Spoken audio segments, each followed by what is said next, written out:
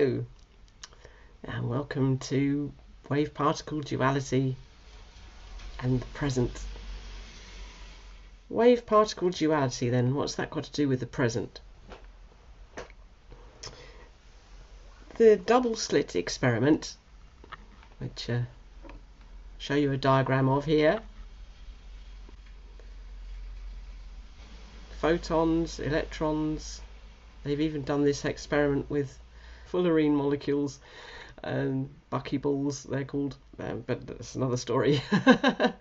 Yeah, so the double slit experiment essentially proves that things are particles and waves at the same time.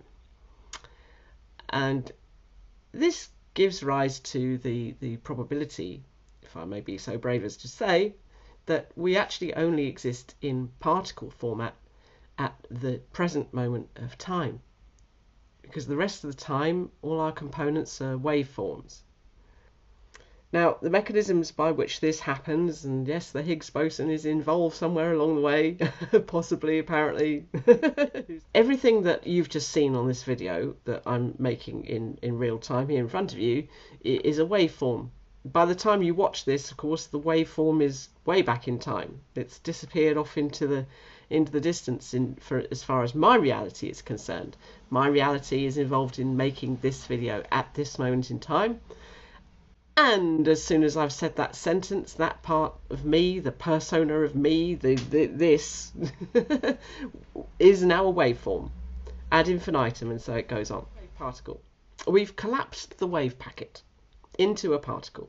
We are in the present moment, and in the present moment of time, everything around us is also in a particle format. The options of how and what manifests as a result of that collapsed waveform has a myriad of possibilities. In our world, the probability that an object like this, for instance, is going to retain its atomic structure and be this object when I next take it out of the drawer is extremely high in my reality. Now, in 3D, that makes everything very simple. We can go along just assuming that everything around us is solid and permanent, and we are solid and permanent, and so on. But in fact, we're not. Logically, of course, it's quite evident that our memories,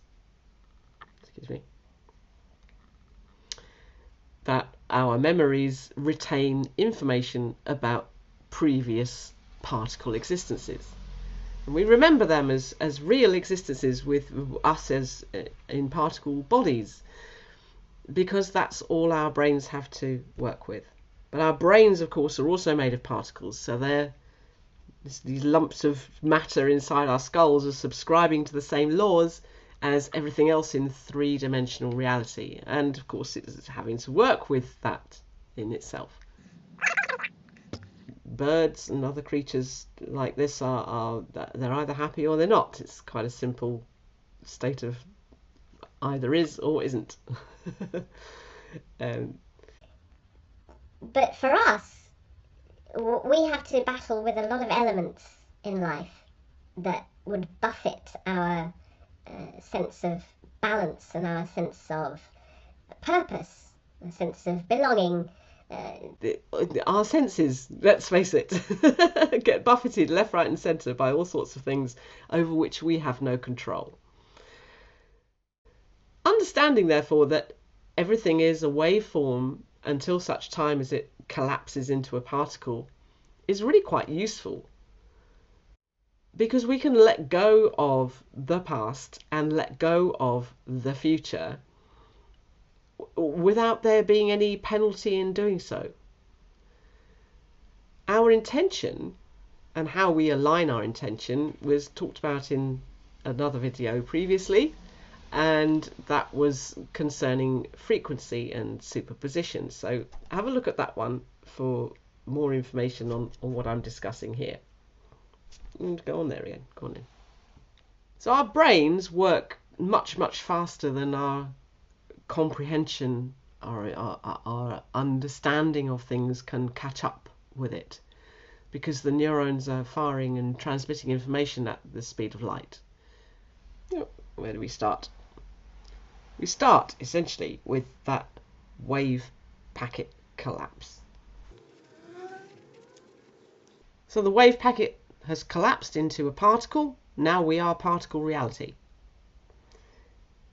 As soon as we become that particle reality, all the components of our bodies and all the atomic components of everything around us go through a process known as decay, when they turn into other versions of particles, or oscillation, when they turn into other versions of the same particle. Quarks and neutrinos oscillate. They change from one flavour of themselves into another. Electrons and photons are connecting with each other all the time, and there's a whole soup of stuff going on. So if you want to look at any of the early videos, there are lots of snippets of information about quarks and how they behave, and electrons and all sorts of things like that. Okay. The next part then is the result of those particles decaying or they're oscillating.